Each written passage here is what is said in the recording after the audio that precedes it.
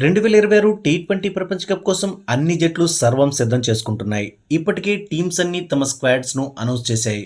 అయితే ఐసీసీ నిబంధనల ప్రకారం జనవరి 31 వరకు ఏ టీం అయినా తమ స్క్వాడ్ లో చేంజెస్ చేయాలనుకుంటే చేసుకోవచ్చు. కానీ జనవరి 31 తర్వాత జట్టులో మార్పులు చేయాలనుకుంటే మాత్రం ఐసీసీ కమిటీ అనుమతితోనే సాధ్యమవుతుంది.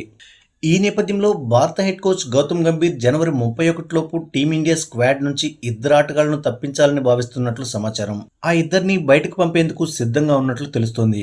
ఆ ఇద్దరు ఆటగాళ్లు ఎవరంటే ఒకరు రింకు సింగ్, మరొకరు ఇషాన్ కిషన్. అయితే వీళ్ళిద్దరినీ గంభీర్ ఎందుకు తప్పించాలని భావిస్తున్నాడో తెలుసుకుందాం.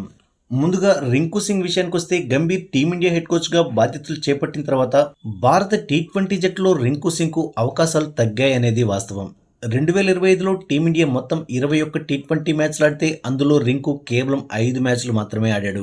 ఈ 5 ఆడిన 3 ఇన్నింగ్స్లో కలిపి 43 రన్స్ మాత్రమే చేశాడు. ప్రస్తుతం గంభీర్ ఈ గణాంకాలను దృష్టిలో ఉంచుకొని రింకును తప్పించి తనకు నచ్చిన మరో ఆటగాడిని ఎంపిక చేసే అవకాశం ఉన్నట్లు తెలుస్తోంది. ఇక ఇషాన్ కిషన్ విషయానికొస్తే ఇటీవల ముగిసిన సయ్యద్ ముస్తక్ అలీ ట్రోఫీలో 517 రన్స్ చేయడంతో పాటు కెప్టెన్ గా తన జట్టును విజేతగా నిలిపి టీమిండియా స్క్వాడ్లోకి రీఎంట్రీ ఇచ్చాడు. అయితే ఇషాన్ కిషన్ రీఎంట్రీ విషయంలో హెడ్ కోచ్ గౌతమ్ గంభీర్ అసంతృప్తిగా ఉన్నట్లు వార్తలు వస్తున్నాయి. నిజానికి గంభీర్ ఇషాన్ కిషన్ ప్లేస్ లో జితేష్ శర్మ లేదా శుభ్మన్ గిల్ ను సెలెక్ట్ చేయాలని భావించాడు. కానీ సెలెక్టర్స్ పట్టుబట్టడంతో ఇషాన్ కు జట్టులో చోటు దక్కింది. ఈ క్రమంలో ఒకవేళ న్యూజిలాండ్ తో జరిగే టీ20 సిరీస్ లో ఇషాన్ ఫెయిల్ అయితే జనవరి 31 లోపు అతన్ని వరల్డ్ కప్ టీం నుంచి తప్పించడానికి గంభీర్ వెనుకాడకపోవచ్చు. ఒకవేళ అదే జరిగితే Jitesh T20 world cup squad లోకి రీఎంట్రీ ఇచ్చే అవకాశం ఉంది. మరి మొత్తానికి ఏం జరుగుతుందో వేచి చూడాల్సిందే.